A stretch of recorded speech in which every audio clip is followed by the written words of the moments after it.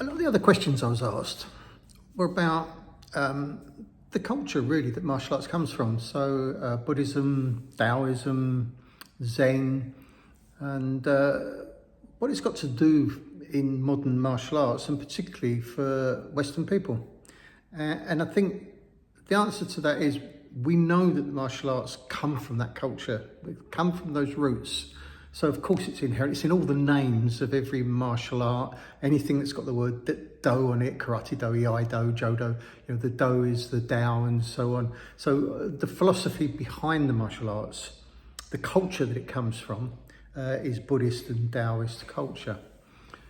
You can take that out and you can make martial arts just fighting exercises and techniques and so on. But I think the benefit of it is you don't have to study it too deep, but the exercises, if you like, from Buddhism and Zen, the idea of doing meditation, the idea of bowing, the idea of showing respect for yourself, respect to your teachers, respect for the other students, basically to learn to be a nice person, comes from those roots. And it's the process of self-examination, it's diagnosis of our own faults, because we're going to encounter in our training, we're going to encounter things where we are going to be angry, where we're going to be scared. There's so many emotional things to deal with, and a lot of the keys are within those ways. So, Buddhism, it is self-examination, it's self-study. And Taoism is the same, Zen, the same. So a little bit of that, a little bit of the flavour. I don't think you have to kind of go really deep into the culture. I did because I enjoyed it, but at least the idea of learning emotional intelligence. And one of the ways of martial arts, we tend to excite our minds and excite our bodies. So we need the opposite. We need the stillness. We need the quietness. We need to be able to have exercises that calm the body, that calm the emotions, that calm the mind, to go along with those that excite us.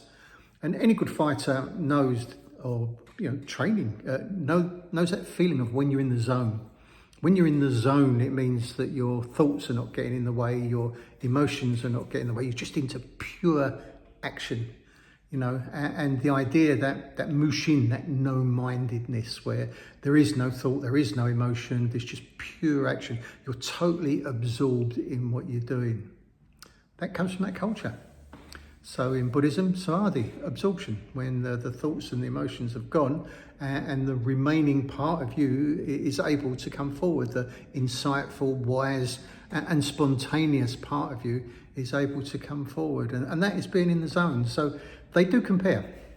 You don't have to use it. You can take it out, but it can also be very useful and very helpful, and it can help you to develop yourself, to be able to turn all your senses inwards, to be still, to be quiet, using good breath, good posture, and basically become a much better person. And by following the rules of the dojo, if it's a traditional dojo based in that culture, is that of respect, being helpful, being patient, kind, tolerant.